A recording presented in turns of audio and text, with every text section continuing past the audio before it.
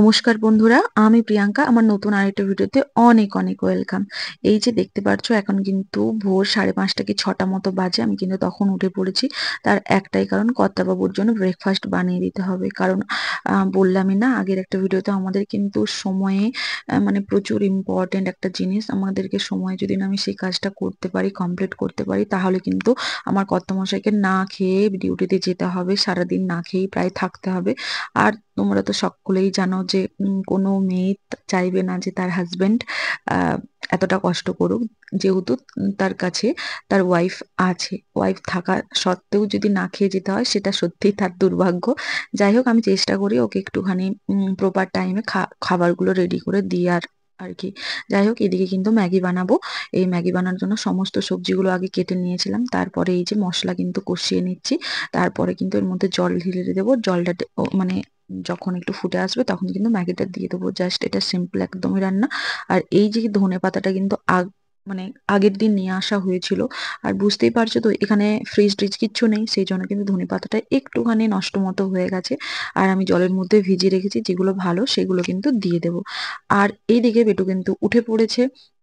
উঠে কিন্তু আমার কোলে চলে এসেছে। ঘুম থেকে উঠেই ওর মাকে লাগবে, কিছুক্ষণ 0.5 ঘন্টা আমার কোলে থাকবে। তারপর আর মানে একটা কথা বলছি আর কি। হ্যাঁ, মানে সত্যি একটা মেয়ের লাইফের কতটা পরিবর্তন। হ্যাঁ, অবশ্যই ছেলেটার লাইফেরও অনেক পরিবর্তন ঘটেছে, কিন্তু মেয়েটার লাইফে সব থেকে বেশি, মানে আমি মনে করি আমার লাইফে সব থেকে বেশি পরিবর্তনটা ঘটেছে। সেটা হলো যে এই যে সকাল সকাল ঘুম থেকে ওঠা, খাবার রেডি করা, এগুলো কিন্তু আমি বিগত উম 15-20 বছর ধরে করিনি। এগুলো কেউ না কেউ করতো, এমনকি আমি বিয়ের পরও করতে হয়নি। আমার শাশুড়ি মা সত্যিই মানে সমস্ত কিছু প্রায় রেডি করেই দিতেন। আমি জাস্ট ঘুম থেকে উঠতাম, মানে একটুখানি ভিআইপি টাইপের ছিলাম।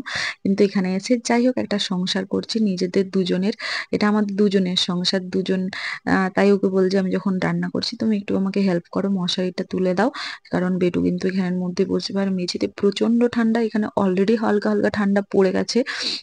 সেই জন্য যে তোমরা দুজনে কিন্তু এই খাটের মধ্যেই বসে খেয়ে নাও, নিচে বসে খেতে হবে না, না হলে কিন্তু বেটুর ঠান্ডা লেগে যাবে। আর এরা কিন্তু বেটুও খুব পছন্দ করে, ও ম্যাগি খেতে, চাউমিন খেতে খুব পছন্দ করে। আর এই যে ওর পাপা কিন্তু ওকে খাইয়ে দিচ্ছে। আর বেটুর কিন্তু ঠিক করে ঘুমটাও ভাঙেনি, কারণ বললামই না আমি ওই 5:30 কি 6টার মধ্যে উঠেছিলাম। তখনই প্রায় বেটু 6:30 কি 7টার মধ্যে উঠে পড়েছে। ঠিক আমার টাইমিংটা মনে নেই। যাই হোক, বেটু কিন্তু আমার কোলটা ছাড়ছে না। আমি যে উঠো, চাউমিন চলে এসেছে, ম্যাগি চলে এসেছে, তুমি খেয়ে নাও। তারপরে এই যে দেখো, একটু পরেই কিন্তু উঠে বসে ওর পাপার সাথে একদম লেগে পড়বে খাওয়ার জন্য। আর ম্যাগি বানানোর এই রেসিপিটা কিন্তু আমার দিদি বলেছিল। ওর ছেলেকে টিফিনে কিন্তু এইরকম ভাবে ম্যাগিটা বানিয়ে দেয়, এর ফলে কিন্তু প্রচন্ডই টেস্টি হয়। আর সেই জন্যই কিন্তু মানে বাচ্চারাও খুব পছন্দ করে, প্লাস বড়রাও কিন্তু এভাবে রান্না করলে পছন্দ করবে। আর দিদির কথা মতোই কিন্তু আমি আজকে ওকে মানে ম্যাগিটা বানিয়ে দিয়েছিলাম।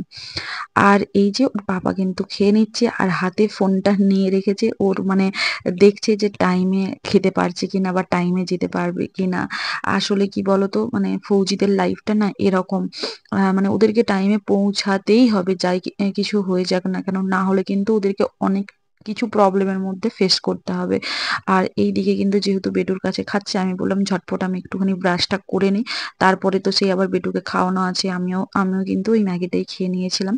তারপরে কিন্তু কর্তাবাবু রেডি হয়ে এই দেখো চলে যাচ্ছে। আর ওর পাপা যখনই যায় তখনই কিন্তু ও এইরকম ভাবে জানলা দিয়ে দেখতে থাকে বেটুকে, ওর পাপাকে।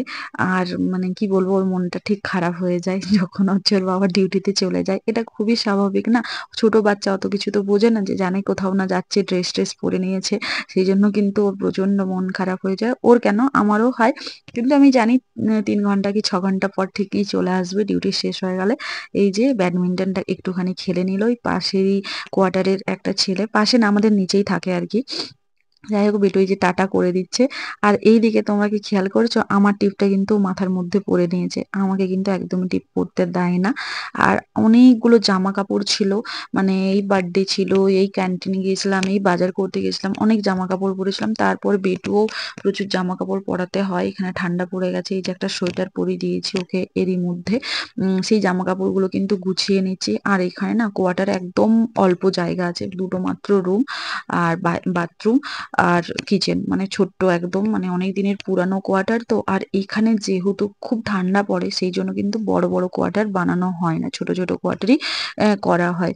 আর এই যে দেখো কতটা জায়গা সেফ হয়ে গেল সমস্ত জামা কাপড়গুলো গুছিয়ে নেওয়ার পর। এখানটা মনে ছিল এক মেঝে জামা কাপড় পড়েছিল, কিন্তু যখন এগুলো ভাঁজ করে নিলাম না তখন দেখো একদম কম জামা কাপড় লাগছে। যাই হোক, তারপরে কিন্তু বেটু এদিকে ঘুমিয়ে পড়েছে। তখন ভাবলাম বেটু যেহেতু ঘুমিয়ে পড়েছে তাহলে আমি কিন্তু রান্না বান্নাটা করে নিই দুপুর বেলাতে। আজকে দুপুর বেলাতে বিশেষ কিছু করব না ভাবছি, যেহেতু কর্তামশাই বললেন যে যেহেতু ঠান্ডা পড়ে গেছে তাই একটুখানি গরম গরম খিচুড়ি করো আর বেগুন ভাজা করো, যেটা কিন্তু মানে আমারও খুব পছন্দের আর কর্তামশাইয়েরও কিন্তু খুবই পছন্দের। যাই হোক, আমি কিন্তু সবজি কাটতে বসে পড়েছি। এই যে, আর আগের দিনে কিন্তু মাশরুম ছিল, সেটাই একটু মাশরুম, আলু, টমেটো, কাঁচা লঙ্কা, ধনেপাতা দিয়ে কিন্তু ভেজে নিয়েছিলাম, যেটা মোটামুটি খেতে লেগেছিল। এখানের মাশরুম খুব একটা টেস্টি না। যাই হোক, দেখো খিচুড়ির জন্য কিন্তু এই যে সবজিগুলো, ফার্স্টে বিনস আছে, আলু আছে, সমস্ত রকমের সবজি কেটে নিয়েছি।